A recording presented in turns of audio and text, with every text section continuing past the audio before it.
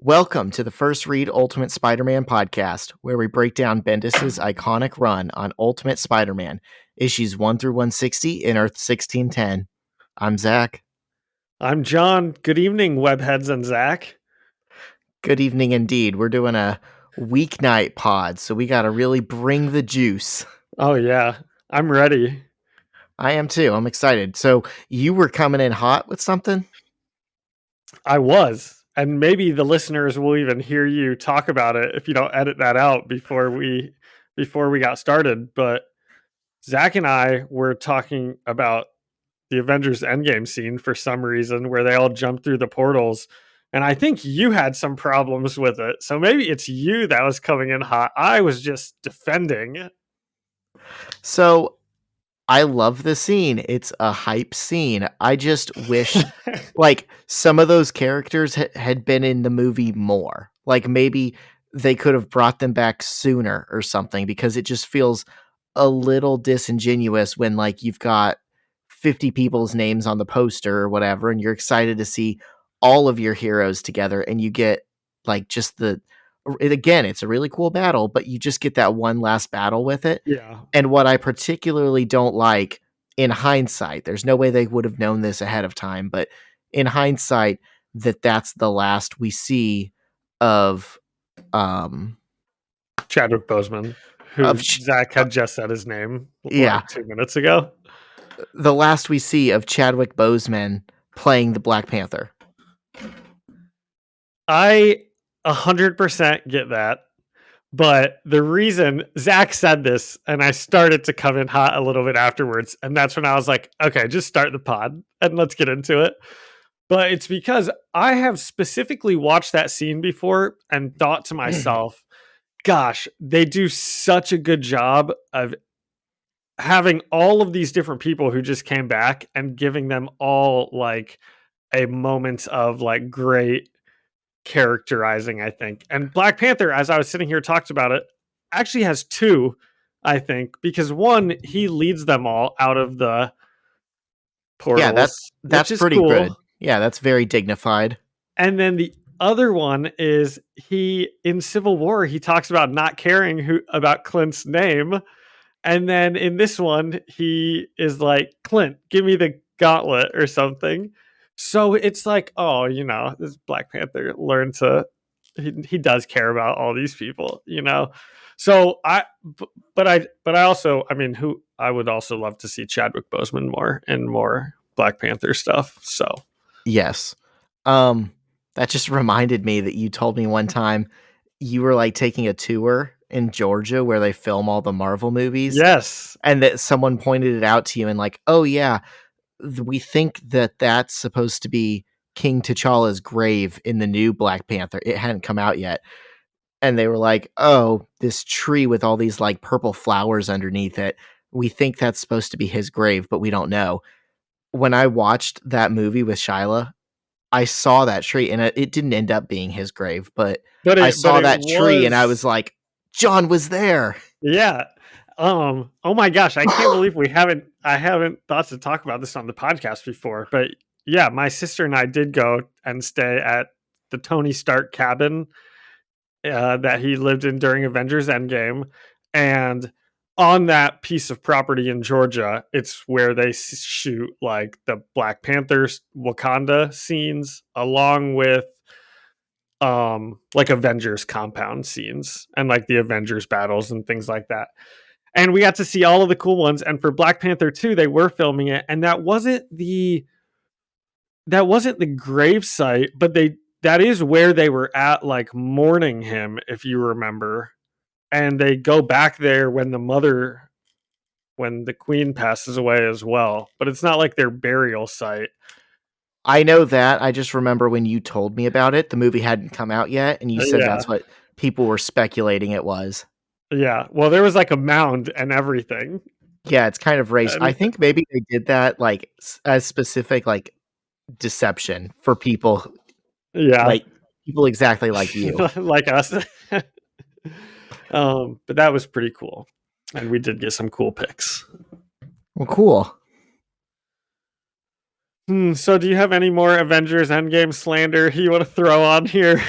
No, I that's my favorite Avengers movie. Like I'm not a hater, I promise. Yeah, I think it is also mine. Maybe at some point we'll do like some sort of a ranking if anyone would even care of all the Marvel movies, even though I know this is a Spider-Man comic podcast.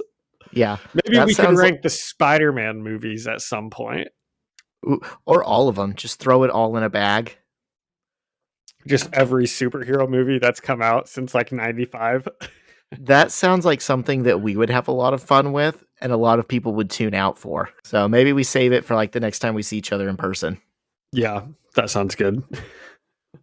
All right. What are we on today?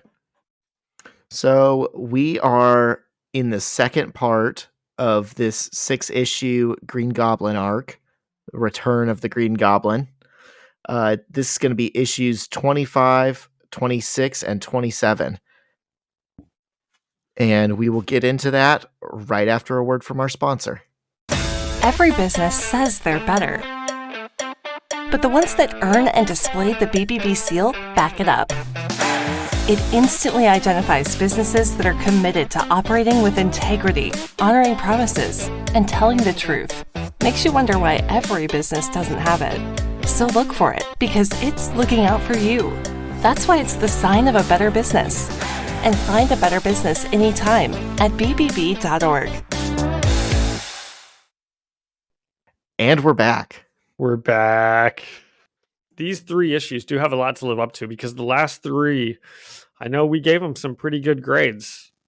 Yeah, this has been a solid arc so far. And Yeah. just to recap what happened in that last episode, Norman and Harry Osborn are back in town.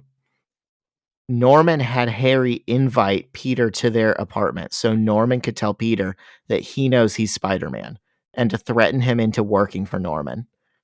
And when Peter refused, Norman kidnapped Mary Jane as the Green Goblin and started leaping through the city with her. I'm ready. I am hooked. Issue 25, written by Brian Michael Bendis, pencils by Mark Bagley, inked by Art Taber, colored by Transparency Digital, and lettered by Dave Sharp. We open on the Green Goblin carrying a screaming, crying Mary Jane as he scales a building. Spider-Man and Harry both watch in horror, and we get a flashback to 20 minutes earlier. Harry Osborn I'm going to is... stop us. I'm Okay. already going to stop us. Okay. I said in the last issue or last episode, one of those previous issues did this exact same thing where it was like it opened and then it was like 12 minutes ago and it walked us back up. And I talked about how I liked that. And when I saw it again in this one, I was kind of like, oh, they're going back to that same well. You know, this isn't quite as nice when it's like every episode. Well, Did you feel that way at all?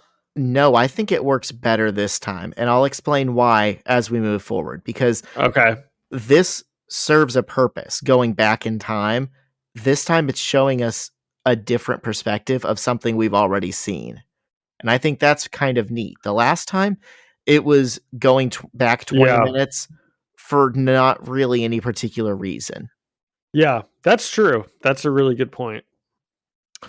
So Harry Osborn is in a session with his therapist, who's actually a hypnotist. And John, when I was recording last week's episode, you noticed his name, Dr. Warren, and you asked about that. And I said he doesn't come back up again in this run because I'm pretty confident about that, but I wasn't thinking because we don't get his first name. I'm guessing that's supposed to be Miles Warren, who is the Jackal in the original comics. And what are the Jackal's powers? Is it some sort of hypnosis? Yeah, I believe so. And I also think he's just like a crazy scientist dude. I know the thing he's famous for is making a clone of Peter Parker and a clone of Gwen Stacy after Gwen Stacy had died because he was in love with Gwen Stacy. And the clone of Peter Parker just kind of scampers off Ben and Riley goes his own way, and you don't see him for like another 20 years, and then he becomes Ben Riley. Interesting. The only reason I know who Ben Reilly is because I found a Funko Pop sitting on someone's desk that had been like cleared out. It was like the only thing that was left. And it was in some Spider-Man costume that I had never seen before. And I took a picture of it and I thought to myself, there's a 100% chance Zach will immediately know who this is when I send it to him. And Zach immediately knew who it was. As soon as I sent it, I got the response like Ben Reilly, Spider-Man, Earth, whatever, ever. Well, he's from Earth 616. He's just a clone. Okay. But yeah, Nerd. he exists because of Dr. Warren. Oh, well, that's cool. Okay, good catch. Yeah, this probably is supposed to be him. We don't get a first name, but it's my guess because Bendis probably didn't put that name in there for it not to mean anything. Yeah. So Dr. Warren convinces Harry that his mother died in a fire and his father loves him very much. And Twice as much now that his mother is dead. Yeah, that's a funny touch. He awakens Harry from his hypnosis and asks him some questions about school. And my guess is this is so Harry has some memories of an actual therapy session, which is kind of clever. And Harry says he thinks his classmates treat him differently because of his money, but he's glad his friends Peter Parker and Mary Jane Watson don't. And he says they're about to come over and he's excited to see them. And he asks Dr. Warren if he would like to meet them too, which was very weird. Harry's just a strange guy. God love him. Harry is a strange guy. Yeah. Later, the doctor doesn't even answer. But later, Dr. Warren is in... Does he not? No. That's funny. Later, Dr. Warren is in Norman's office, informing him of Harry's progress. And he says the suggestions are holding, and Harry hasn't had a nightmare in 2 weeks. And Norman asks about the program words. And we don't really know what that is yet. But Dr. Warren says they're still there, but he hasn't tested them, and he wanted to discuss them more with Norman. Norman receives a call from his assistant about Peter, and he tells her, no, just come back here without them. And Dr. Warren keeps trying to talk about the long-term effects of Harry's conditioning, but Norman brushes him off and excuses him by saying, Doctor, you are paid handsomely for a specific service. So with Warren gone, Norman grabs a syringe and a purple cloak and heads to the roof. He injects himself with the serum and becomes the Green Goblin. It's funny that he has his purple cloak hung up, kind of like how Batman would like hang up his suit, or like a superhero would hang up his suit. And like right before he injects himself, he like goes over and like looks at it. And I just think it's funny that he runs around in this like purple cloak. Like, I wonder if he had it before he turned into the Goblin and it was like his favorite coat or something, or how he found it. Yeah, I think it's just a cool character design to have a Goblin man wearing it. But the fact that Norman Osborn is like this billionaire industrialist guy, and it's just this ratty, dirty, ripped up purple cloak that you could not buy at any store, and clearly fits like a 12-foot tall Goblin man. Yeah. I'm thinking he had to have made it himself or something. Yeah, probably. He reminds me of like the wolf in Little Red Riding Hood, like wearing grandmother's clothing or something. That's what it kind of looks like to me. Harry comes in and says, my father, what green skin you have. Yeah.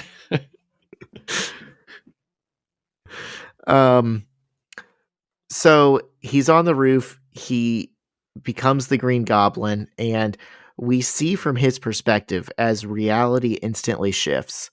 The colors and shapes of the environment start to change, and ghosts begin floating all around Norman. What was happening here? I was so confused by these little ghost creatures throughout I'm pulling it up. Especially how in detailed are you going to get into what the ghosts say? Should I just say some stuff? Should I just I was gonna pick out a start few. talking about them? Yeah, so my notes just say read random thoughts. Um, some of them say, like, there's one that says my eyes are itching, and then That's there's one. the exact one I was looking at about to comment on. And the same ghost says that like 5 different times. He talks about his eyes itching. Yeah, like it. If you pay attention, these ghosts seem to like be repeating similar things. Like each one will have kind of a sort of like their thing that they talk about, but then sometimes there will be something just nonsensical thrown in. Like one word bubble says nice, rice, vice, tice. I also wrote that one down. And then one says like phosphate bond and one says death eyes. And that's when Spider-Man's approaching. He like sees because his mask, it just says death eyes.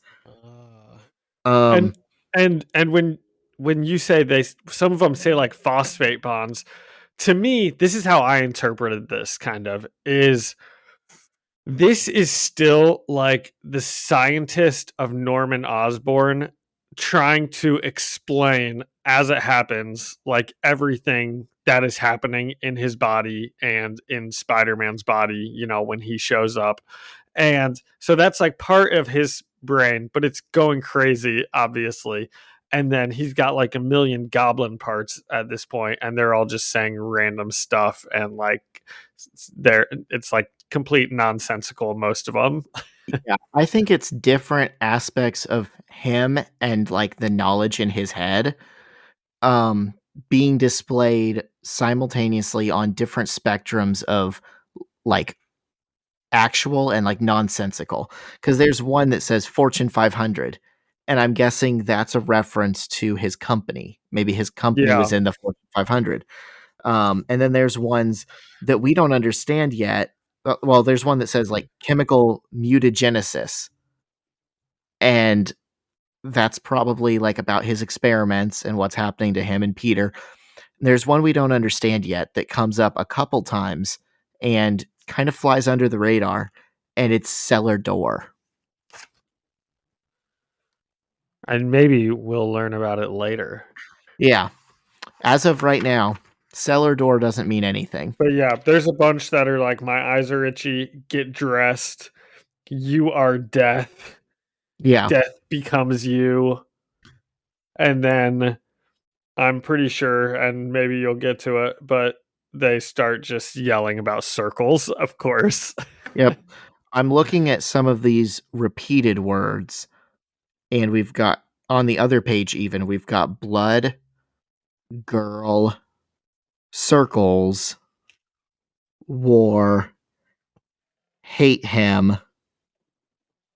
And and they're talking about like there is it's kind of fun to just read about. Earlier they're talking about like their eyes itching, the ghosts, and now in this one I'm looking at, it says, I want to scratch my eyes out of my head. And then on the next one it says like, oh, where was the other one?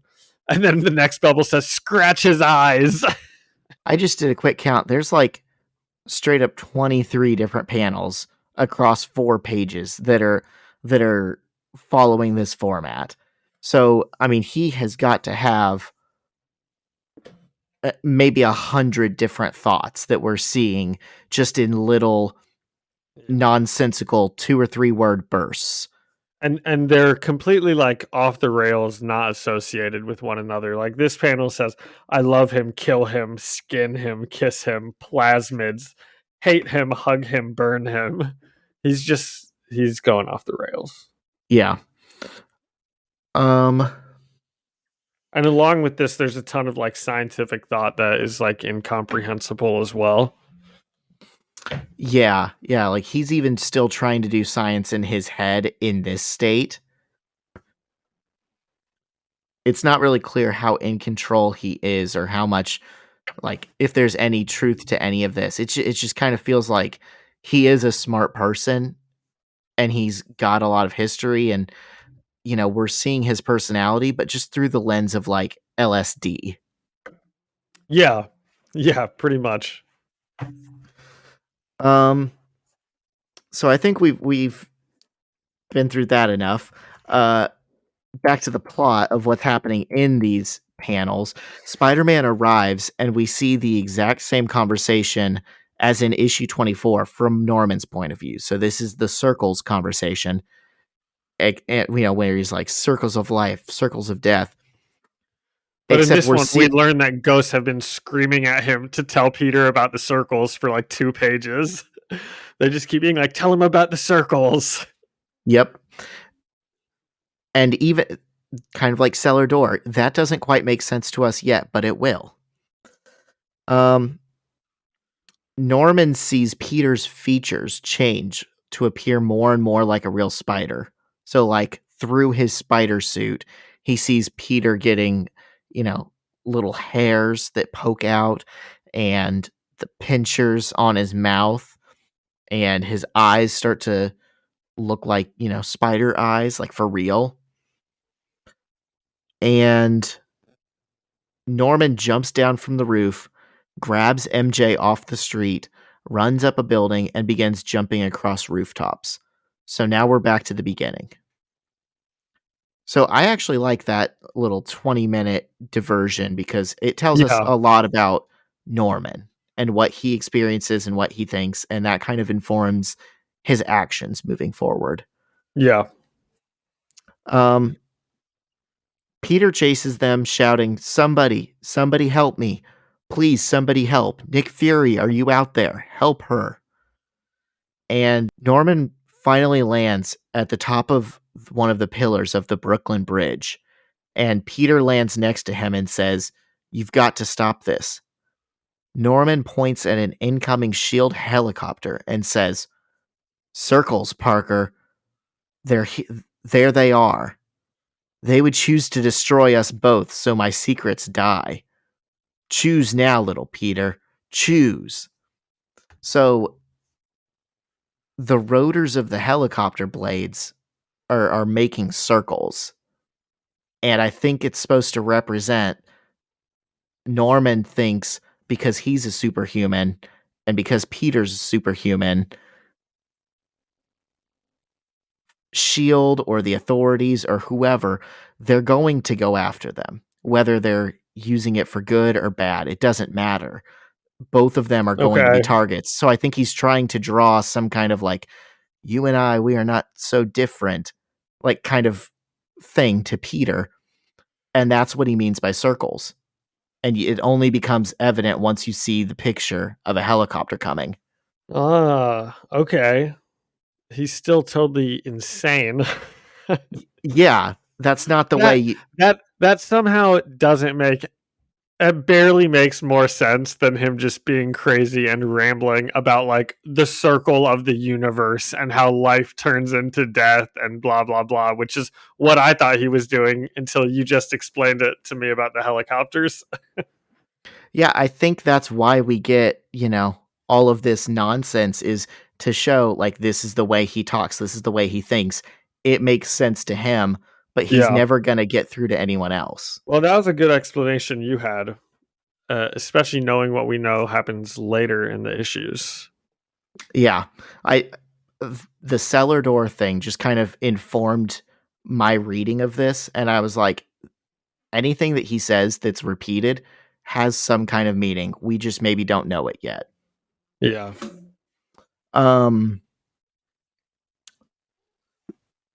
So Peter says, "Just let the girl, I'll do whatever you want. Just give me the girl."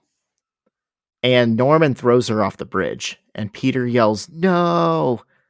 and jumps after her. And we get 8 vertical panels across 2 pages as they both fall. So it's really dramatic. All the motion looks like it's going downwards to your eyes. And Peter shoots a web that catches Mary Jane by the ankle just before she hits the water, and he pulls her back up onto the sidewalk of the bridge and sets her down on the ground and says, "Mary, Mary, I caught you. I got you. Mary, I..." And he sees that she is limp and unresponsive and says, "Oh no." She's obviously okay. Well, it's not it's not that obvious, I don't think, the way it's presented. So, how familiar are you with the death of Gwen Stacy? I'm familiar with it in that, like, I know what happens in it, and that in the Amazing Spider-Man 2, they basically do the same thing. And I was thinking maybe this could be it, but I was like, no way. So, I think up to this point, Bendis has been playing with this idea in this run that whatever you associated with Gwen before, you're now going to associate with Mary Jane, and whatever you associated with Mary Jane before, you're now going to associate with Gwen. Why do you say that? Because in like the 60s and 70s, Gwen Stacy was kind of the girl next door, sweet girlfriend type, and Mary Jane was kind of the wild card party girl. And in Oh, this okay. series, he switched that. And so Yeah. normally Gwen Stacy would get thrown off the Brooklyn Bridge by the Green Goblin, and Spider-Man would catch her with a web, but she like broke her neck, or she was already dead when he threw her. And Peter pulls her up and thinks that he saved her, and he didn't. And that's the tragedy. And we've already been presented Mary Jane as if she was Gwen this whole time. And now the exact same thing happens and the issue ends. Yeah. So we know because of John saying it, she's alive. But if you're reading this on a month-to-month basis and are familiar with the original like story, Death of Gwen Stacy, Well, that's just what I thought as soon as I read it. I was like, she's okay. So I was just, she might not be. That's just when I read it, that was my response. and I'm saying if you had to wait a month for the next issue to come out, that's what you'd be thinking Yeah. that she was dead. Well, I'm sure you have heard the like Batman Jason Todd, the death of Jason Todd story. Do you know what that is when I say that at all? Does that sound familiar? No. So obviously Batman and Robin, and there was one issue called A Death in the Family, and the Joker kidnaps Robin and just totally like beats him to the point that he's dead.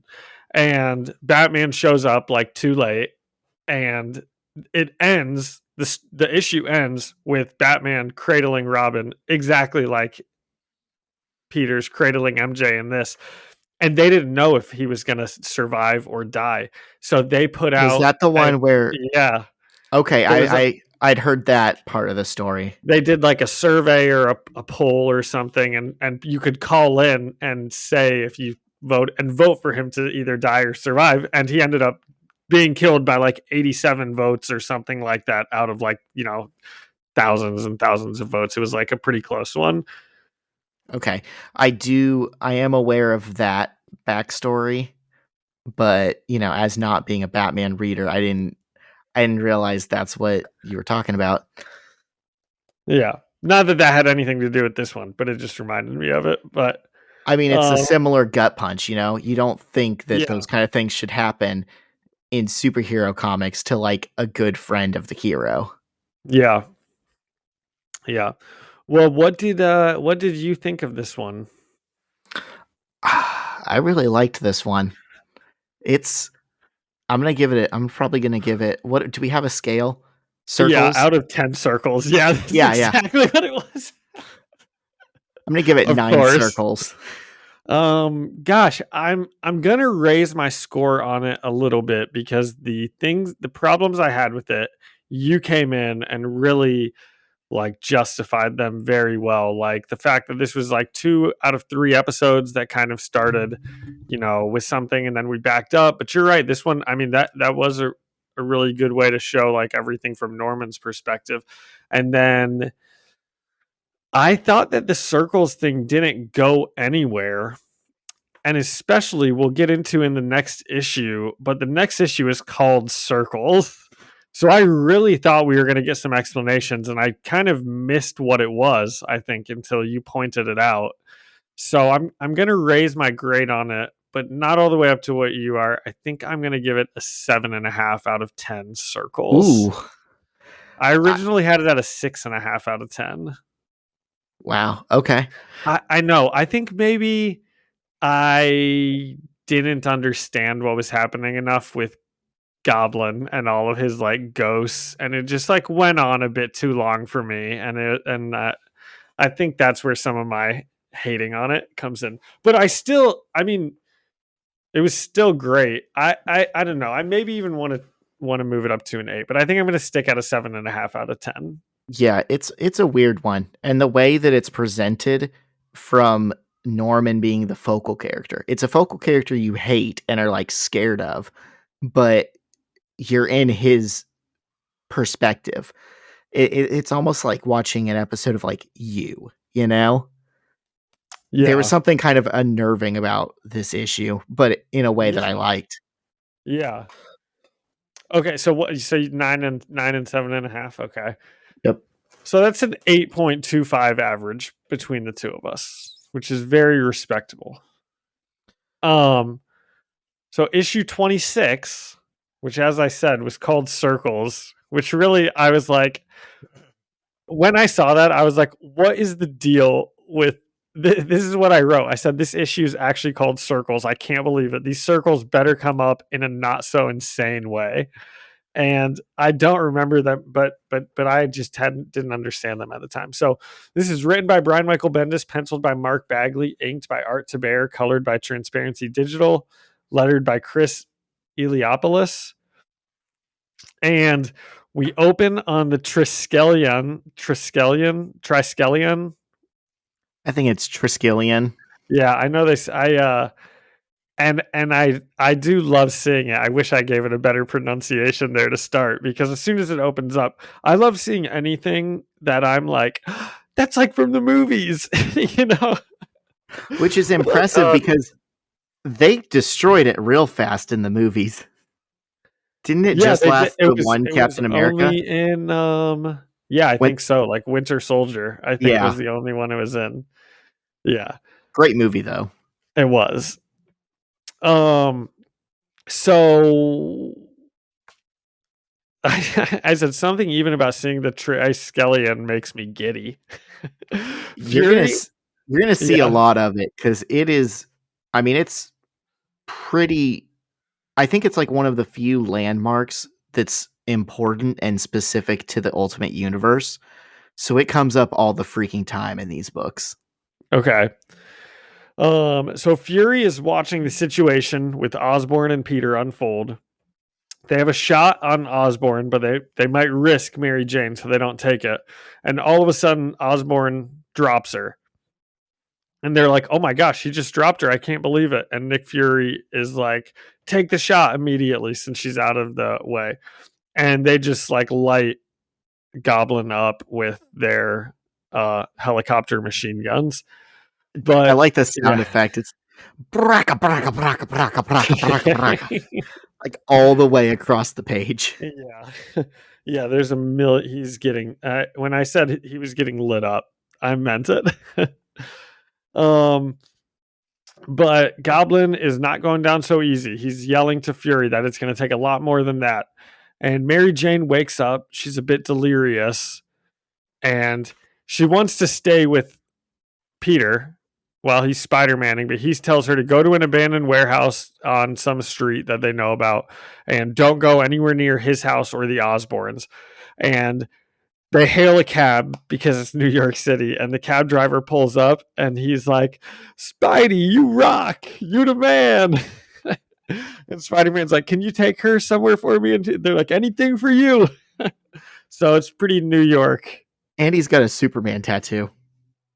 Does he? I didn't even It's notice it's that. always funny when they try to sneak like a DC intellectual property thing into Marvel books. That's funny. Um, Zach, I just had a thought, and we can cut this if you don't think it's pod appropriate. But this run came out during 9/11, didn't it? Yeah, so the earlier issues that we read, I had pointed out, oh, there's the Twin Towers. This one, I think, came out in like 2002 or 2003. So So they don't mention it at all. Okay, that's what I was wondering, is if it got when it happened, because I'm sure there was some Spider-Man comics. That's what made me think of it. Is I think I saw a Spider-Man comic where it was like mentioned. So I was wondering if it, since we were going to be reading it and that's when this run came out, if we were going to get like an issue about that. That was in the main universe, and at the time, I think they thought they did like a whole big, really memorable issue about it. And at the time, obviously, they were trying to be like respectful, and it was like in everyone's minds. But I almost think that like it works better in this series. That it's just the towers were gone, and they don't try to Yeah. dwell on it. They just kind of let it.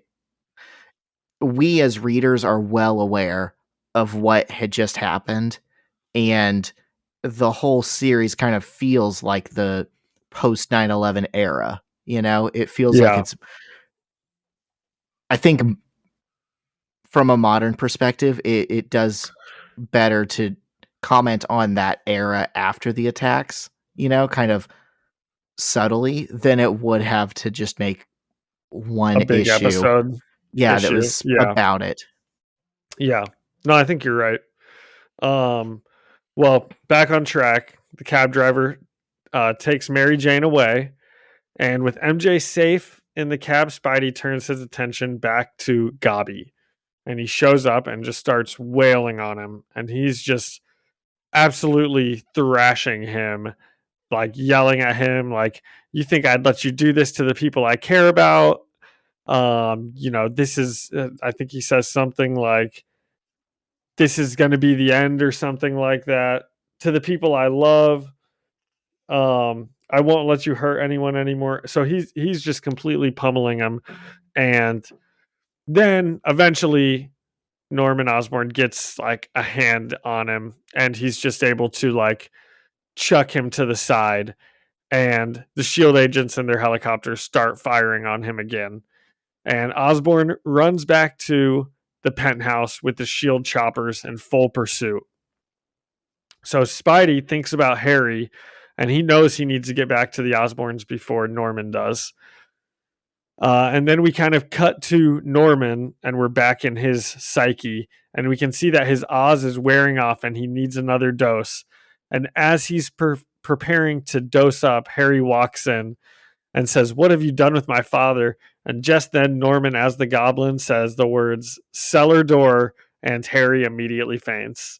So now we know what those code word were, why he was saying cellar door so many times. Yeah, it hangs up two dangling plot threads from the last issue at once. The words that the hypnotist had put into Harry, and then why he kept saying cellar doors. They're the same Yeah. thing. So Goblin injects himself with more Oz, and he kind of regains his strength from being shot and beat up so bad. But he wants more, so he shoots up another dose. And Zach, the way I took this as he is now totally out of control. This extra dose is what makes him just a total monster. He's no longer a rambling scientist, going crazy. He's now just like last episode I think I said like hulked out. Like he now is just a total monster. He can't form words anymore. Is that He's how you read this as well? Yeah, he's like practically a wild animal. Yeah, yes, exactly. So Spidey shows up, and once again, he's able to just kind of start kicking his butt a little bit. But Goblin is humongous compared to Spider-Man. So all it takes is like one good grab, and he's just able to grab him, and he tosses him through a big glass window. And Spider-Man is extremely beat up after this glass window. I thought it Yeah. was a glass window too. That's an aquarium. Oh, was it? Did water come? Oh, I guess there is some water come. I wasn't really sure what it was, to be honest. I just know he got thrown through glass. But even when I was looking at it, I was like, that's why there's a shark in the next. Oh my gosh. We are gonna get to the first. Is it the next issue, or is I it was the very end of this one that the first thing we see is like a shark in the fight, and I was like, why is there a shark here all of a sudden? Is Harry like going crazy and he thinks there's like sharks? I was having That is such a hard so time funny. trying to figure it out, and then I was like, "Oh, there was an aquarium." um so Peter gets thrown through an aquarium, like a glass aquarium, and a shark spills out onto the fighting scene, which I just noticed. And he's really beat up.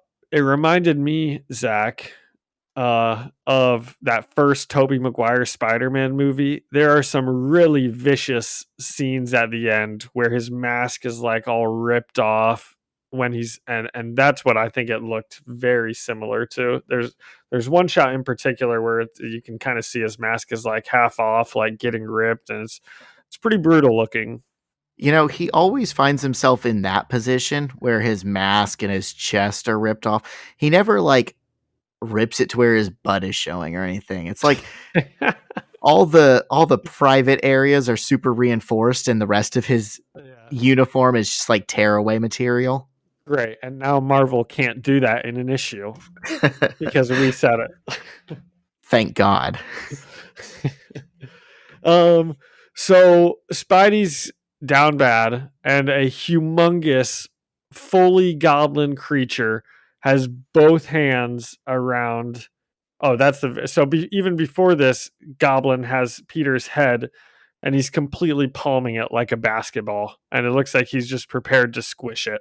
And then in our very last page, we get a shot of Harry waking up, and he says, I got a dad.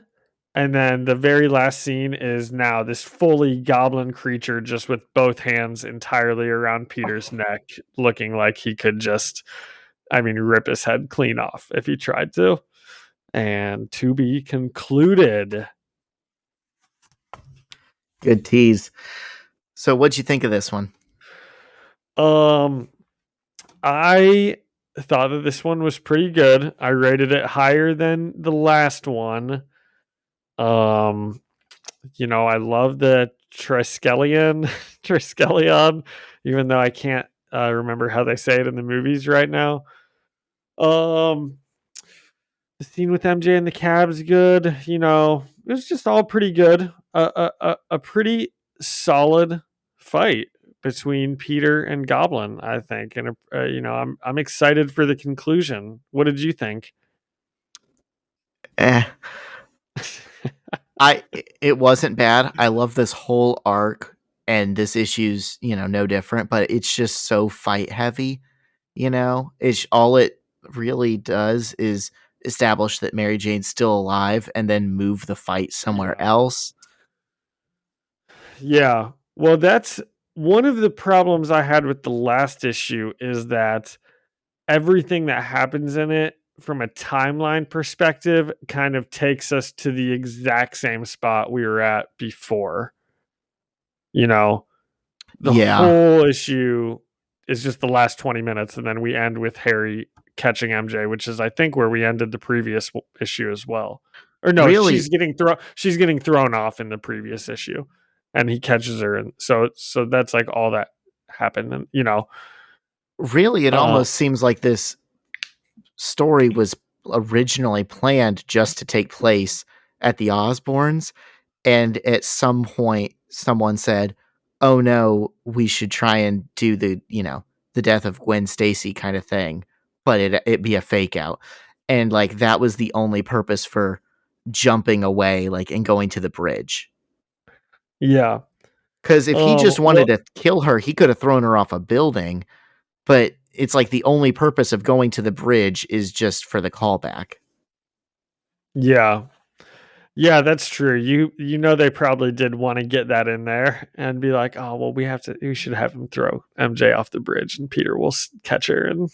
And I don't blame him. That's one of my most memorable moments of the entire run, It works unless you think about it logically.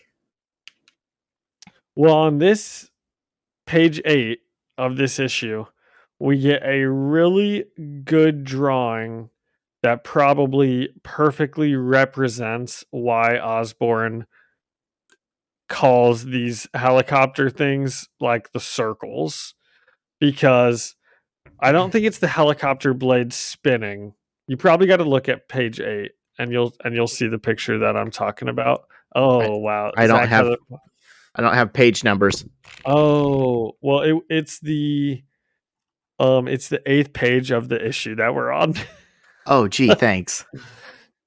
But it's just some helicopters, and it's their lights that shine that kind of like form these like red circles that it looks like from his perspective, it Oh, yeah. seems. Okay. So, um, but I thought this one was okay. I gave it 4 out of 5 shots of Oz. Okay. I'm gonna give it 3 out of 5 shots of Oz. Okay. Yeah, I do see those circular lights. Kind of look like boobies.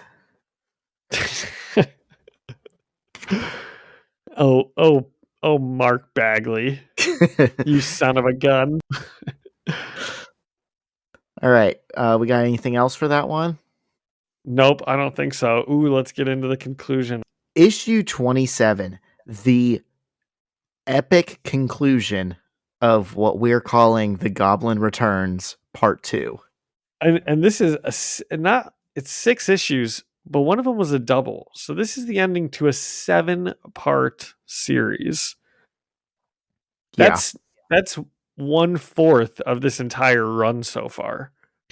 I don't know if this makes sense or is even accurate, but I've always thought of this arc, the conclusion of this arc, to kind of be the capstone of the early, like, first era of the Ultimate Spider-Man run. It Oh, kind of I can definitely see that. like, just in my memory, when I think back about, what it was like when they were first fleshing out the world and building the characters, this is where that ends, and then everything after that to me feels like kind of the middle of the arc. This kind of feels like the end of the first season, because this whole story started with like Norman Osborn's experiments that turned him into Spider-Man and basically led him on the path to become Goblin. So now Issue we're kind 1, of getting the end of that. issue 1, the very first person we saw was Norman Osborn. So Was it far, really? yeah, so far we've kind of been seeing his Yeah. story as the B plot of, Peter's story. And I'm so excited. I'm just going to spoil the ending to this one. Norman beats Spider-Man, and the rest of the series we're following the Green Goblin, Except the for when friendly neighborhood Green Goblin. I'm going to get this back on track. So we open on Norman strangling Peter.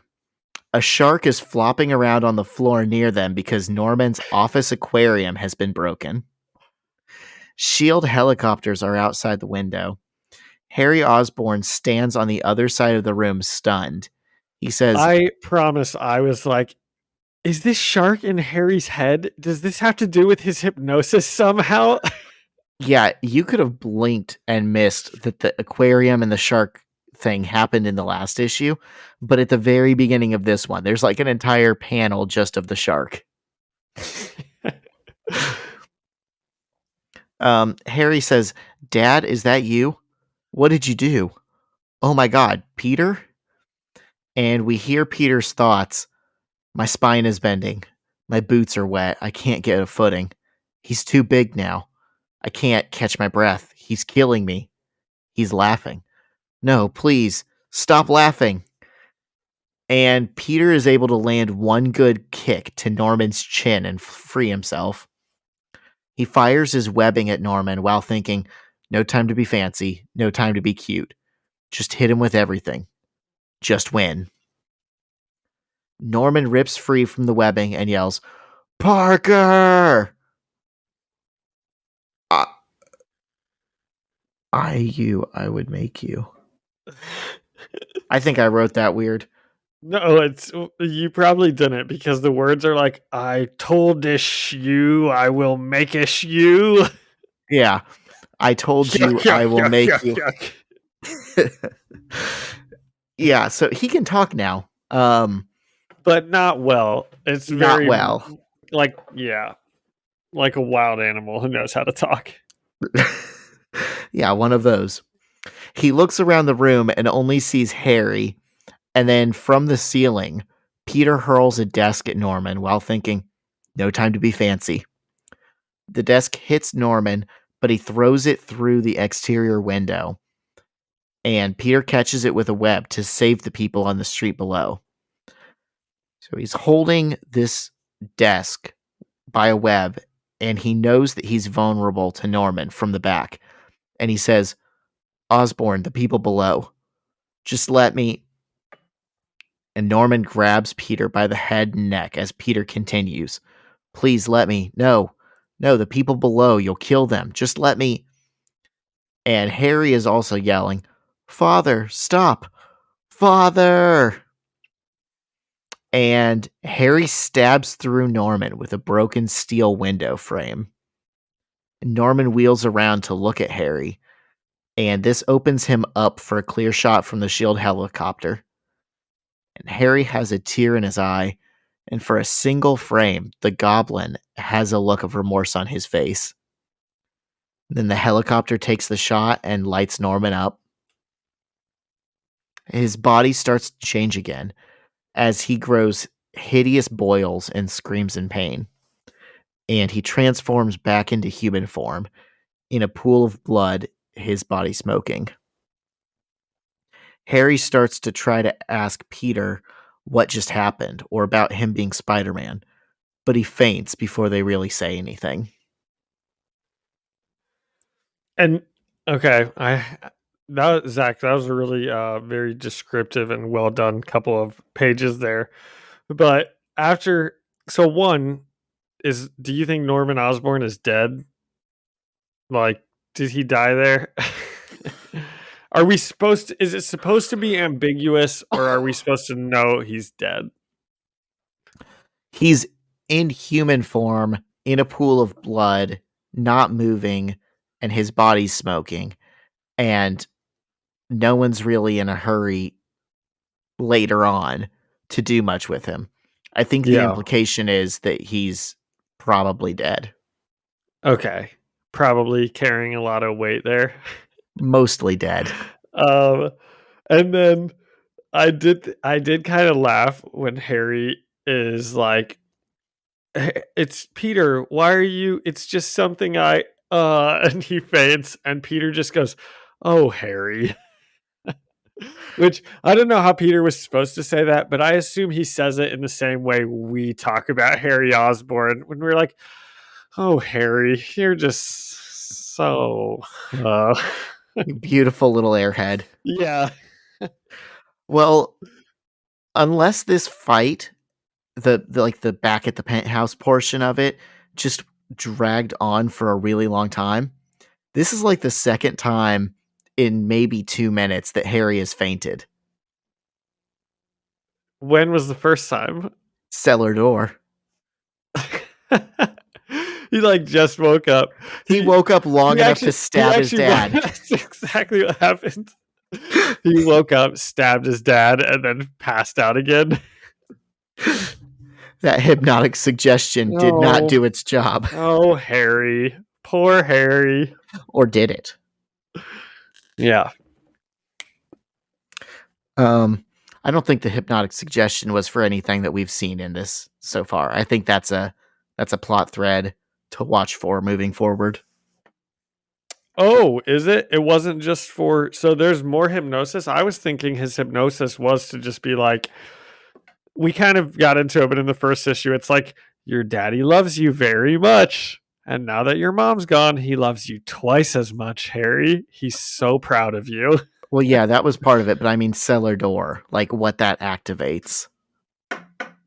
Oh, interesting. See, I was thinking that was just so if he ever caught Norman, he could just like make him pass out, you know? For like 2 seconds and then get up and stab him. Yeah, I guess. Yeah, not a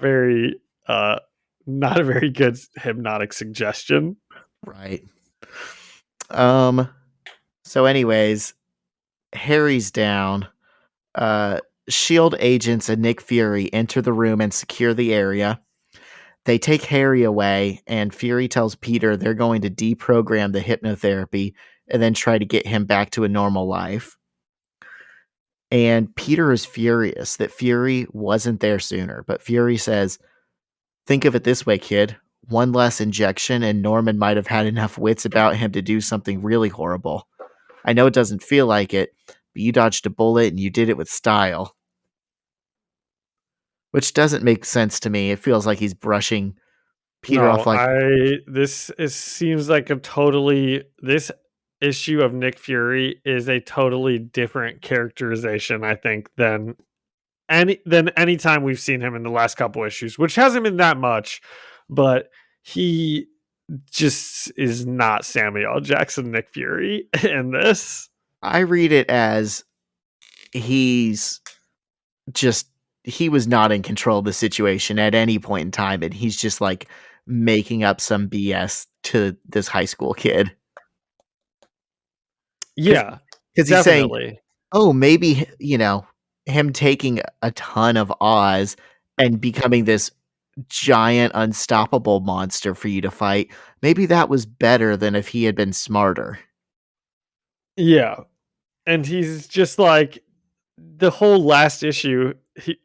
I remember writing in my notes that I don't have, like, Shield shows up after everything is already done, and like, they're That's just so useless. And Nick Fury comes waltzing in, and he's like, "You're welcome, Mr. Parker. That could have been a lot worse."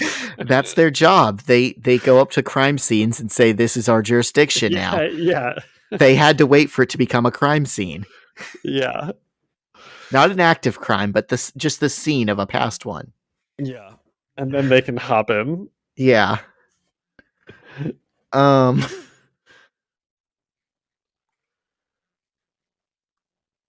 Fury asks Agent Jimmy Woo if Mary Jane made it safely back to Queens, and Woo says that she did. And Nick Fury tells him, "Okay, pull recon out of there. All surveillance on the Parker kid is done." And he gives Peter some advice to avoid telling Mary Jane any more about his double life, to keep her safe from it. Or better yet, just enjoy his youth for now. Fury says, "You're too young to be this involved with the big boys. There will be plenty of time and opportunity for you here later." And Peter says he doesn't want any part of Fury's big boy world. And Fury says, "Well, you hardly have any choice, kid. You're an illegal, unnatural genetic mutation." And Fury is drawn in a really. He looks. I wrote he looks very sinister in these like three or four panels where he's saying this to Peter, and he's like partially, like covered in shadows as well. So as he's saying all this, he's looking, kind of mean and scary. I did not like Nick Fury in this issue very much. Yeah. He continues, "You turn 18, you belong to me. That's the way it is." So he kind of caps off this whole arc by proving Norman's circles rant right. 100%. And I didn't know that he was proving Norman's circles rant right, but I 100% knew that he was proving Norman right. Or that's exactly what Norman was saying to Peter before, is like, "I own you," and now Fury, who's the good guy supposed to be, is saying the exact same thing. Yeah, he's no different. So I'm not sure I like that, because I like Nick Fury so much, and I want the Avengers, but they're called in this universe the Ultimates. I want them to be the good guys. I think you're going to struggle with what Shield and the Ultimates and even the Avengers, but they put a nice face on it, are supposed to represent. I mean, he's the military industrial complex. He is Big Brother. I really hope Zach teased this earlier for me, but we get a couple Captain America issues next, and he's my favorite. And I'm really hoping we get some good Captain America. I'm You know I'm a little bit worried now. You know what Samuel L. Jackson moment, the whole "I own you, kid" thing reminds me of? What? So, in Star Wars Episode 3, when Anakin is, like, already struggling with, like, "Oh, do I, go the way of the Jedi or the way of the Sith?" Yeah. And, like, the thing that separates them is, like, the Jedi have this, like, moral code, and then he finds himself in a situation where Mace Windu is about to kill Palpatine, and he says something like, "Oh, he's too dangerous, we have to do it." And that's when Anakin basically decides to turn against the Jedi and become Darth Vader, is when he realizes there's no difference between what the good guys are willing to do and what the bad guys are willing to do. And that's what Nick Fury does in this scene right here. Not that Well, Spider-Man's about to turn into Darth no, Vader, but no. Well, no, not at all. And that made me think of something else. But that's what Palpatine says to Anakin earlier on in the movie. Did you know that? In the very first fight of the movie, that's what he says when Anakin has Dooku like cornered, and Anakin's like, "We need to turn him in," and Palpatine is like, "He's too dangerous to be kept alive." And then, so and Anakin's Anakin like, "It's not the way of the is Jedi." yeah, and it's like, Anakin, didn't you behead someone for this exact same reason like an hour ago in the movie? Well, he knew, he said, "It's not the way of the Jedi." And then there he was later seeing the Jedi doing the exact same thing. Yeah. Well, that kind of reminds me what you said about like Nick Fury just knowing what there's the good guys and the bad guys kind of have to do the same type of thing is in Winter Soldier, which is what I'm hoping we get these next couple issues are somewhat, I wouldn't mind seeing Captain America take down this shield. That is awful. I don't think that that's what we're going to get, but the scene where he shows Captain America like the sentinel things in the sky and he's like, we can kill them before they even know what's going on now, and that's like what starts the whole Winter Soldier thing, because Captain America's like, this is what the bad guys do, this isn't what we're supposed to be doing. Yeah, and he's right. Nick Exactly, Fury he always is. Nick Fury is super cool, and he's like a protagonist in the Marvel universe, but I won't ever call him a good guy. Yeah, He's like a morally compromised yeah, definitely. guy at best. Yeah. Um, so Peter is shocked by this encounter, and he runs out the window and swings into the night. And as Fury watches him go, he says to himself, "Dems the brakes, kid."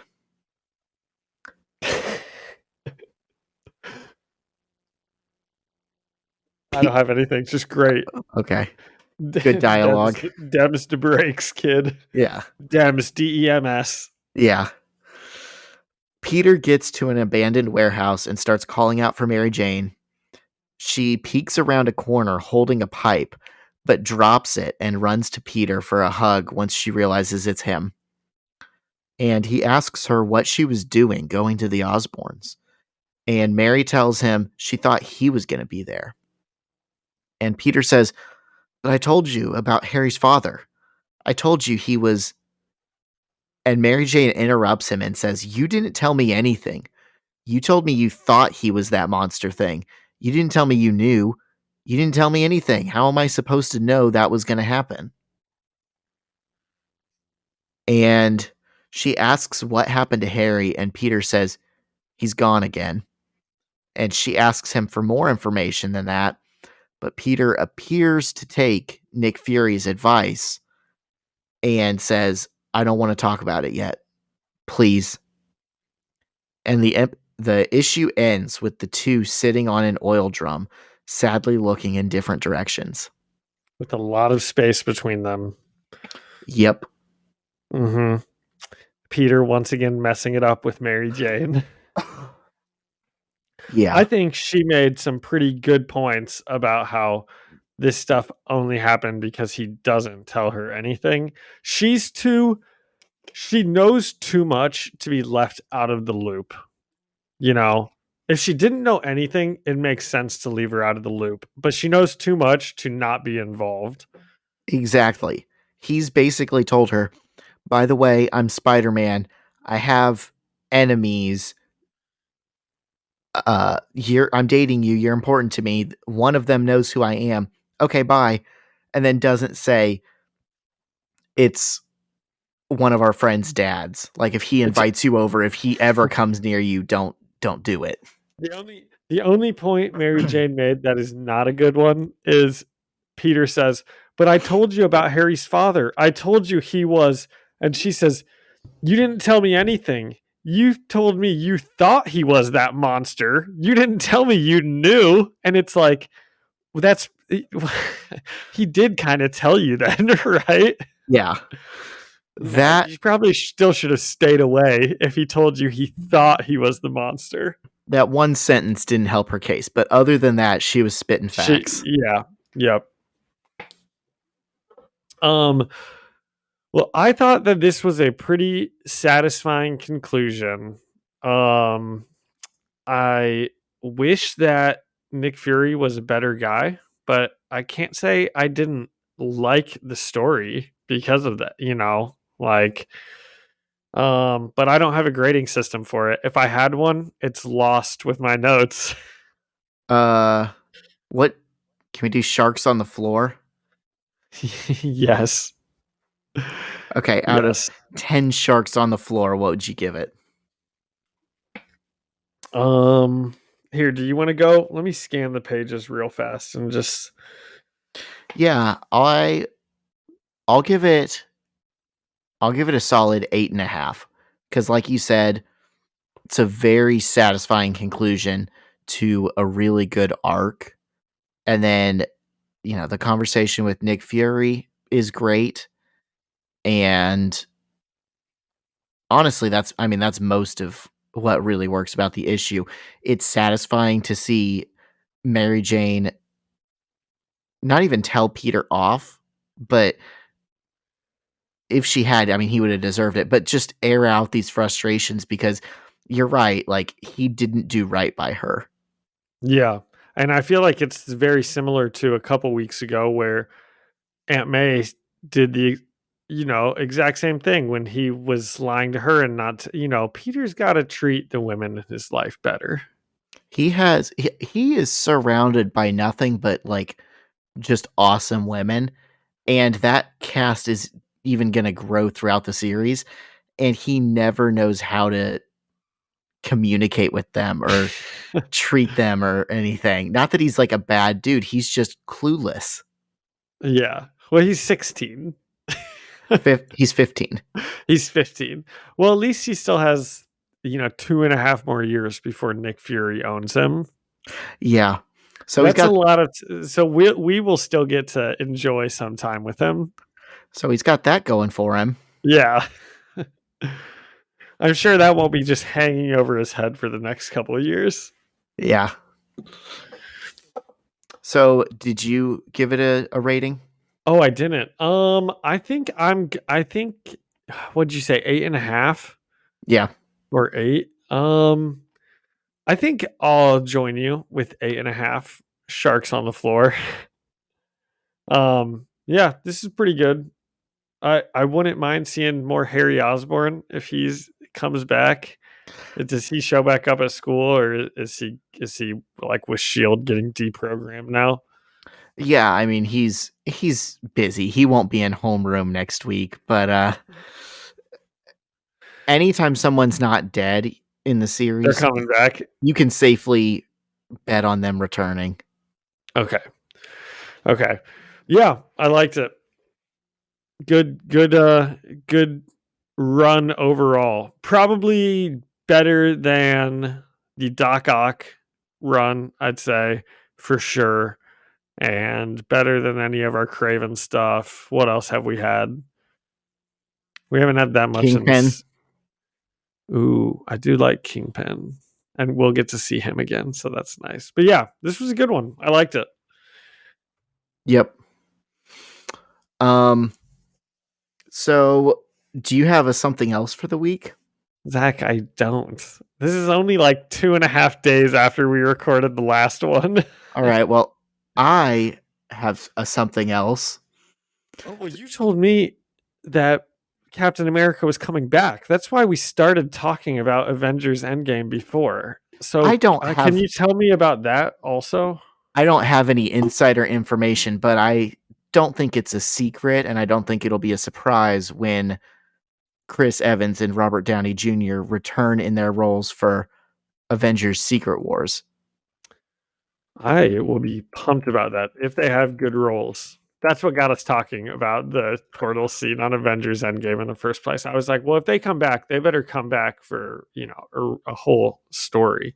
And I think I just heard that they might be coming back in some some series called Nomad, which was like a Captain America title for a little bit. Well, he already was Nomad. And I know that's but he was never called that. But that's kind of what that was supposed to represent, I think.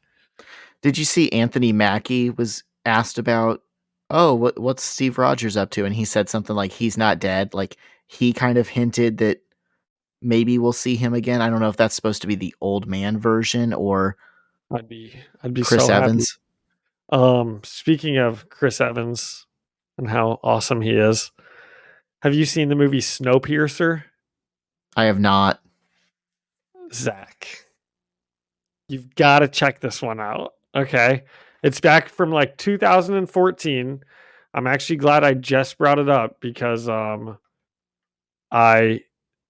went to Hulu and I tried to watch it and I signed up for a free 7-day trial for Stars, and I'm pretty sure I need to cancel that like today. So I'm glad I mentioned it. If you get the DirecTV package, it comes with Stars for a year. Yeah.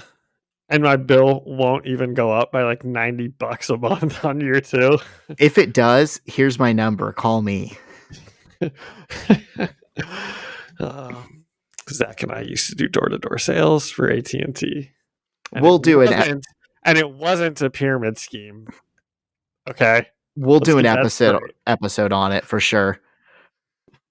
But you should definitely watch Snowpiercer. It is the director is the guy who directed Parasite, and it's back in 2014. So this is like right when Captain America Winter Soldier was coming out. So Chris Evans was kind of like, I don't know. He was like up and coming still as like the one of the best actors, I think. And then it's just really good. It's just like Parasite does. It's got some strong anti-capitalist themes, I would say. I can get behind that. Yeah. So I would check it out. Way better movie than The Menu. Okay. And I'd be very interested to talk to you about Snowpiercer also. Okay. Bet. So my something interesting is that I actually saw a movie this week. You keep asking. It The Menu? No, it's that not. That would be pretty you funny. You keep asking me about movies, and I'm like, dude, I don't even remember the last time I saw a movie. Not because I don't want to, but I just don't have the time. Yeah, you probably still haven't seen Ant-Man either, have you? It was Ant-Man that I saw. Was it? Yeah. Oh, well, it's been out for long enough that we could spoil it at this point, I think. Yeah. Okay. We'll do spoilers. So what did you think? Dude, I did not like it. Oh. Very, very, very little of it worked for me. I had so many problems, and like whenever people ask me like about it, I've gotten in this bad habit of I'll spill all of my problems and I just word vomit for like 10 minutes more than they wanted to hear. So, okay, well, where do you think it's going from here? I guess I want to know what you didn't like about it, but I also just want to know how you think the Marvel universe will go after it. Because a lot happened, obviously. Did it? I think so. What didn't you like about it? I didn't think it was perfect, but I did think it was probably the best of the like new of these phase Marvel movies. I think it's better than like Thor and Doctor Strange and the Spider-Man where all the Spider-Men came back that I'm a hater on because I didn't like love that movie. I know. I thought it was better than all of those We're gonna by have a to good talk about that amount. at some point. I know. So okay, depending on where they go with like the Kang dynasty, this could end up being like an Age of Ultron thing where a few years later we look back and we say, "Oh, that actually did, put some things into place that ended up being important and retroactively it's a better movie." But I didn't like first of all, so Ant-Man's whole power, like the cool thing about it visually is when he shrinks down to the size of a pencil, you're like, "Oh, I understand how small that is." When he grows the size of a bus, you're like, "I understand how small that is." When And now he's he's in the quantum realm, so all yes, the space is like kind of when he's meaningless. surrounded by like plasma plants and he shrinks or grows, you're like, "I have no sense of scale." Yeah. There's one scene where he and his daughter are both supposed to be like giant and they're like, "This is like hugging Godzilla." And it's like this just looks like two people hugging cuz Exactly. there's nothing for we have no, it doesn't look at all like you guys are two like giant people. Yeah. So I definitely think you're right about that, about the shrinking and growing in the quantum realm. It just isn't So as like cinematic or cool. so scale is a problem, and then stakes. Like for future movies, I feel like if you're doing a series, like a trilogy or a series of ongoing movies or whatever, you have to keep the stakes high so things feel like they matter. The biggest moment that like resonated with fans in the history of the Marvel movies is like Thanos snapping and winning. And like everyone's favorite movie of the original Star Wars trilogy is Empire Strikes Back because the bad guys win. And it's like you leading it in an Ant-Man movie that's about to lead into two back-to-back Avengers movies, you could have had Kang win. You didn't Yeah. have to have him get Yeah. beat by just a pathetic rebellion and the ant people. Like, Yeah. I would have even been fine with them killing Ant-Man. Yeah. It's that is like the other, if I could make a change, that is what I would have had happen. I think Scott either should have died or I think Scott's daughter maybe should have even died. Um, They wouldn't have done because I, that. I I do think that they needed to give this some stakes, or have them be stuck in the quantum realm, Scott and Hope at the end. They kind of like because she comes back out and they aren't able to get through the tunnel because they're like stopping Kang from getting through, and have them be stuck down there. But instead, his daughter just immediately opens up another portal and gets them back, and I mean, I It was by cheap. no means thought that it was a perfect movie, and there's definitely things that I would change. But I had fun with it, and I think that I think that this Kang is not defeated. Like we didn't see him die, Well, I so should he's hope gonna come so back. because they talked him up to be the biggest, baddest Kang of them all. He's the one they had to exile because all the Yeah, others are scared of him. So and if I they had think just he's gonna be.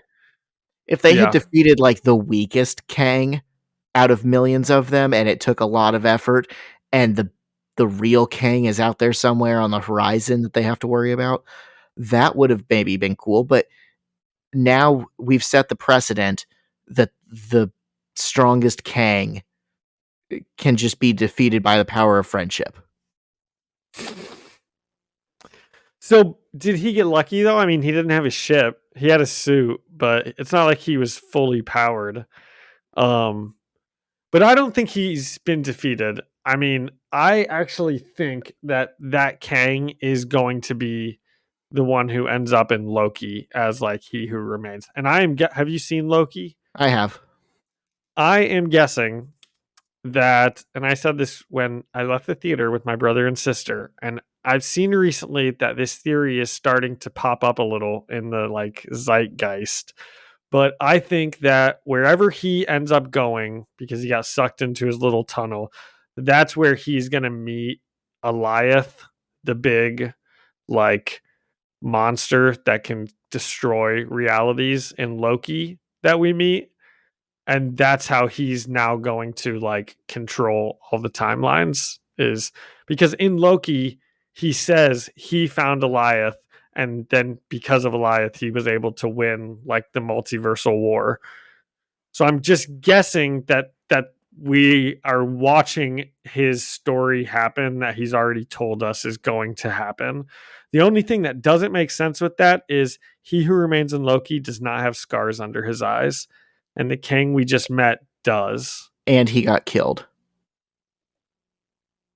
Well, he who remains did. Yeah. But that's after all this has already happened. So I'm saying in He Who Remains past, this is how he got to the point where he becomes He Who Remains. He got exiled, then he fought Ant-Man and got sent to this thing, and then he encountered Eliath, and then he was able to win the multiversal war and set up the TVA and become He Who Remains, and then eventually he'll get killed again and everything will start over. I think it's just easier if they're different versions.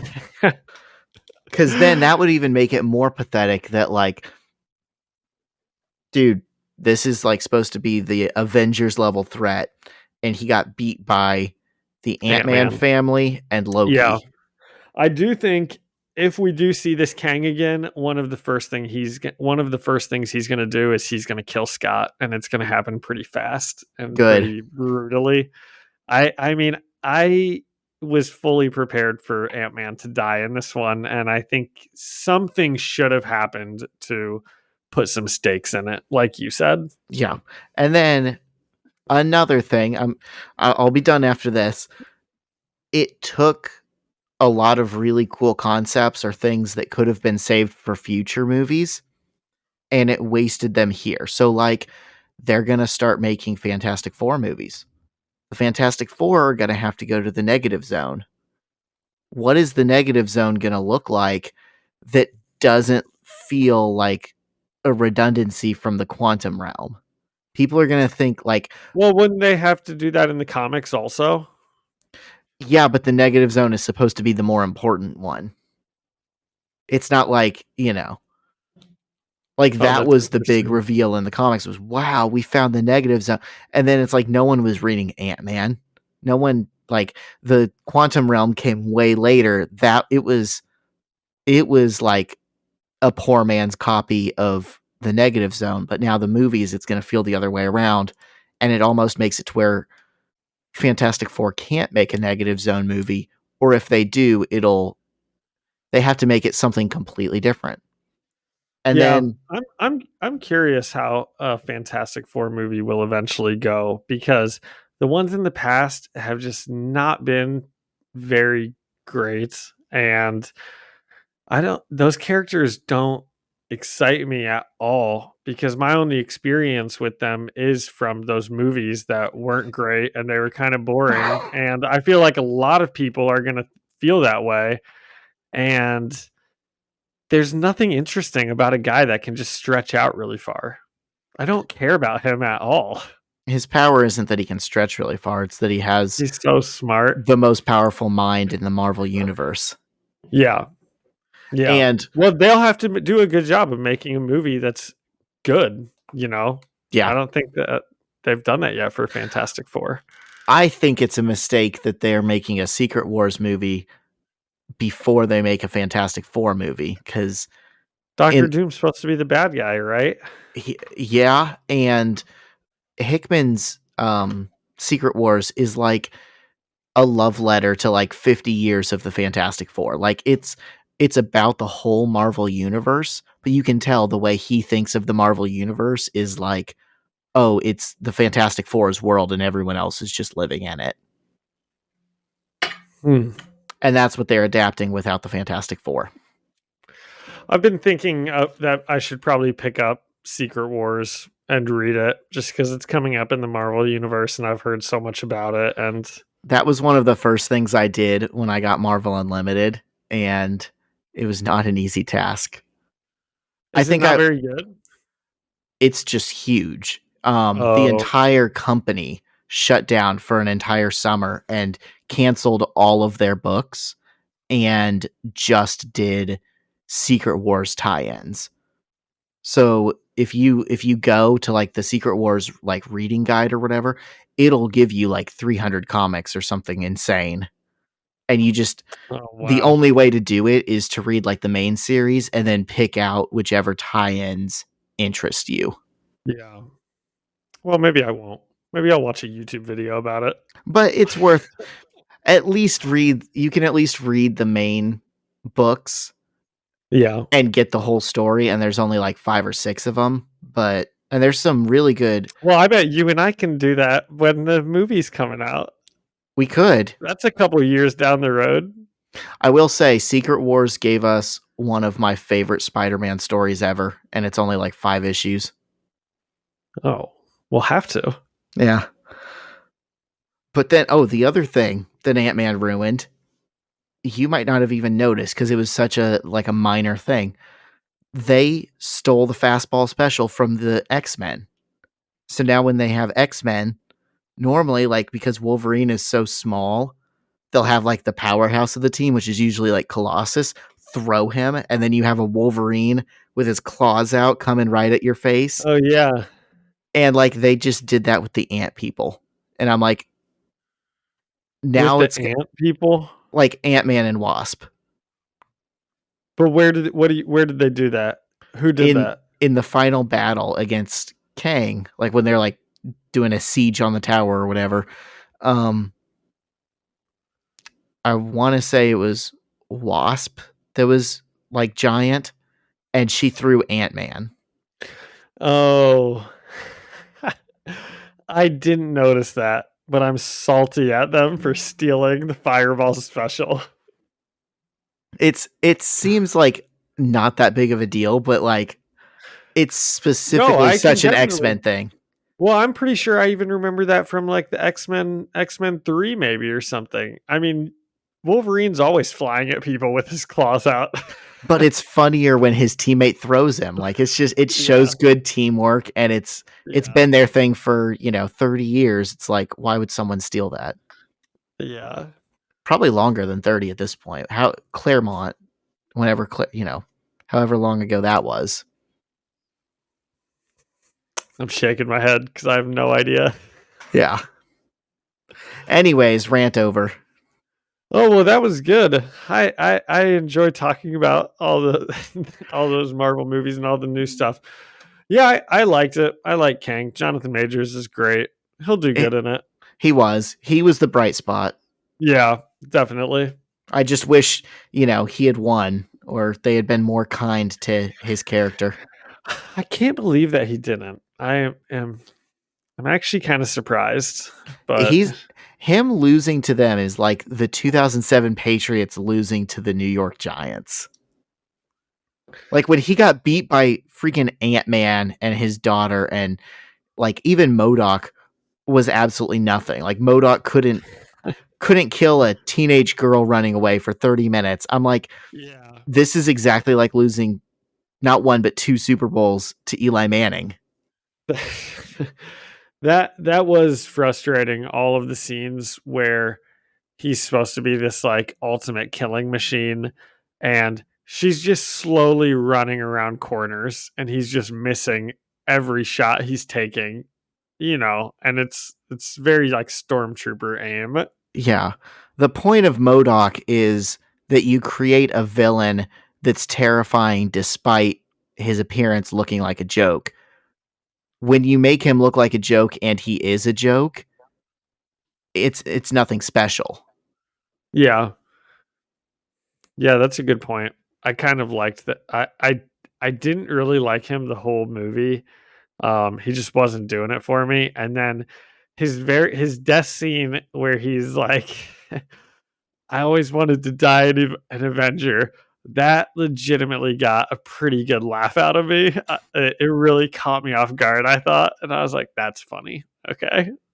I was too irritated to laugh. I was sometimes like that. Yeah. Uh, All right. Well, what you got? Anything else? Should we Nope. call it? That was it for me. I came in with my one something else, and Ooh, I love I it. even made sure to leave it in the chamber when we were talking about Marvel movies at the beginning of the Oh, I'm podcast. glad. So what do we have next week? Next week, glad you asked. Doing something special, doing something different. We've been talking about it for a few weeks. We are going to read issues 1 through 3 of the Ultimates. Oh, that's why we get Captain America. It's not because he's in the next 2 issues of Spider-Man. It's because we're doing the Ultimates. Yep. So if you wanted more Nick Fury, that's also a good way to do it. Oh, this is great. The Ultimates issue 1 through 3. Yep. Okay, that's perfect. I'm excited. I am too. All right. Well, is that it? I think that's it. Well, Zach, this was fun as always. And Yep. thank you to Ian Hickey for the music and Alyssa Seaman for the artwork. And you can find us on Instagram at First Read Podcast. Swing on by for next week, webheads. See you, Zach. Bye. Bye.